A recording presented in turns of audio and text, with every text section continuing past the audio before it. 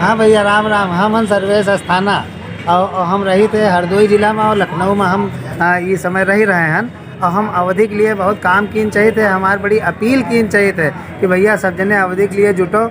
अवध में राम पैदा भय है और अवध में यहाँ अवधि भाषा में यहाँ रामचरितमानस लिखी गई। लेकिन जितने अवधि लोग हैं वो अवधि भाषा की तरफ, बोली की तरफ कुछ सोचते नहीं हैं। सब काने में तेल डाले बैठे हैं और आँखी बंद किने बैठे हैं। तो ये जितने नेता हैं सब अवध क्षेत्र का, जो विधायक बन जाते हैं और जो सांसद बन जाते हैं, हमारा पैसा जो है जनता के लिए सेवा में यहाँ लगावते हैं। तो वही मात्र तनिक बहुत अवधि के प्रचार के लिए लगा दें।